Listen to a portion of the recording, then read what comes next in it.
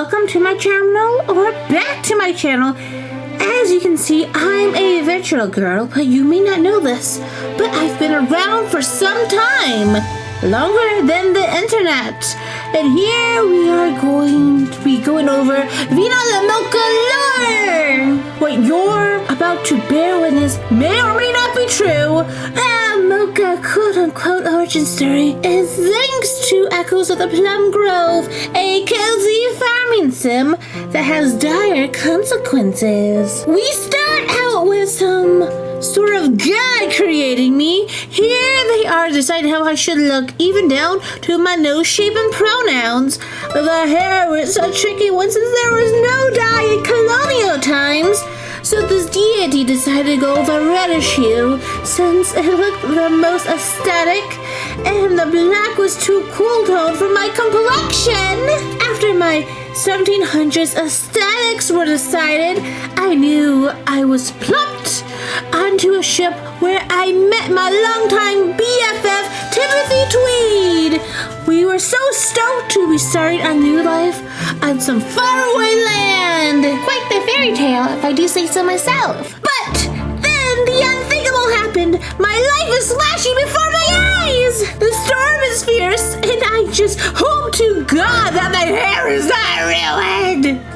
You would not believe what I do to make it look this good with Paper Mario style graphics. It became crystal clear that the captain was operating the vessel without a license. Thanks, Great Britain!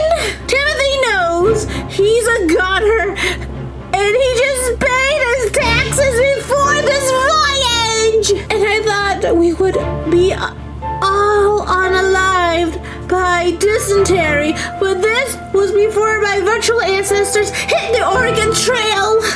I'm bloody annoyed that the captain forgot the lifeboats. What a noob! You know what? He deserves this, but only him!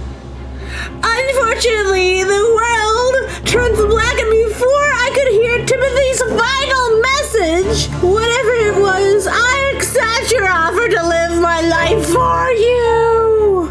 I wake up in an unfamiliar room to see an elderly woman doing arts and crafts in the corner. I am perplexed. How the bloody hell am I still alive at this point? My virtual life, I could not swim, or maybe I could. I don't know. I didn't program myself. I find out that my savior's name is Luna McBell. I hope she didn't pickpocket me, but I can't for the life of me remember where I put my wallet. Despite my lack of finances, I learned that I am the sole survivor of the shipwreck. I try to hold my emotions together because I need to be strong. I decided not to cry and meet the visitor, and he turned out to be Mayor Quentin Whitfield. He showed me the village, and for some reason, I look trustworthy enough to be given my own farm. He doesn't know my financial history. I'm irresponsible. The farm is a mess, and I see why they just gave it to me for free. Unfortunately for me, I do not know if Honeywood was my desired destination. I make my way to the town center to grab my deed from the mayor, signed and sealed. Now Quentin tells me about the weekly taxes I must pay. Can we please have the revolution like now? King George's incompetence is what got me here in the first place. I am given the task to introduce myself to some of the townspeople, since it looks as though Honeywood is secluded from the rest of the colonies. Some of the townspeople are not thrilled that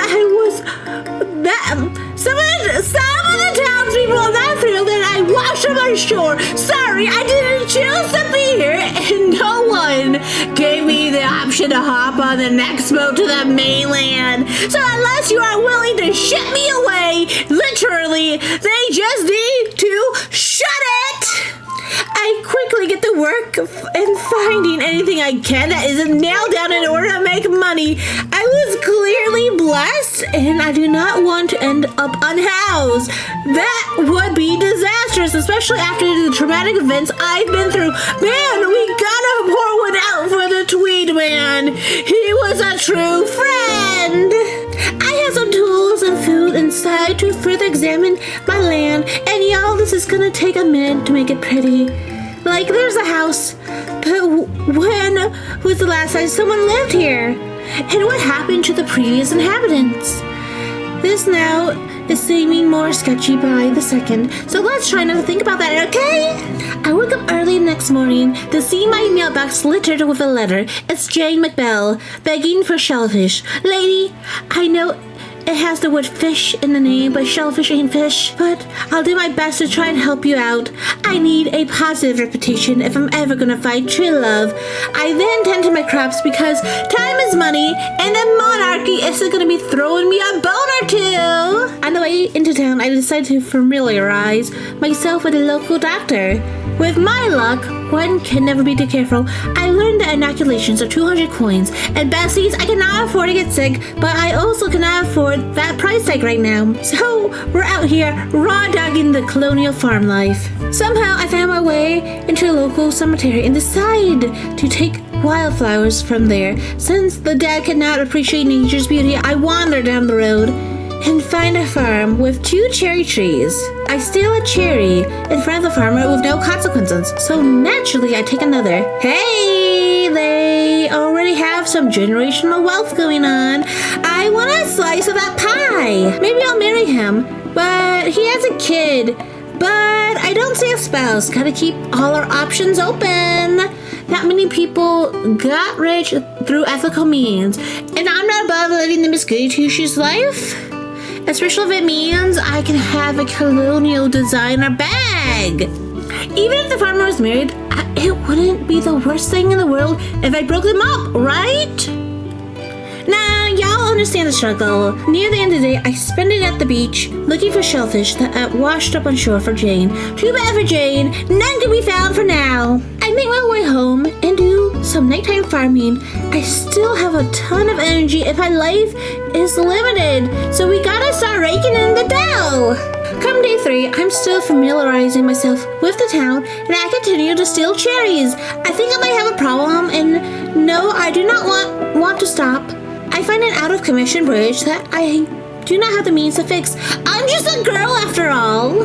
As I'm facing exhaustion, I take a crack of crafting. I did promise sweet Martha Lloyd that I would make her 10 wattle fence gates. More materials are needed, but the reward for this is food and a blueprint. And baby, we can't pass up on these rewards. It's not even 7 p.m. and I'm dog tired. Since I need more nails, I decided to hit the hay and plan to finish crafting the next day. The next morning, Mother Nature has seemed to bless me with the gift of rain. Thank goodness! I pluck up some crops. I'm still very poor and want somewhat of a surplus so I don't have to panic every week. Taxes suck! As I head into town, I shake down some trees, as one does for supplies, when I run into the mayor's wife, Mary Whitfield. It's only my 4th day living in Hollywood, and I'm being subjected to marital problems against my will. If you don't watch your Mary, I might steal your husband. We all know he is stealing taxes to fund your luxurious house. I eventually make it to my destination and buy the nails that I required. I gather more wood and steal cherries. It's a harsh world, and I will not let it defeat me. I know that you're probably judging me, but let's see how you survive these trying times. Then I proceed to make too many fences because I didn't realize that they would be crafted by the tons. I attempt to give Martha her fences, but the bakery is closed. That will be another adventure for tomorrow.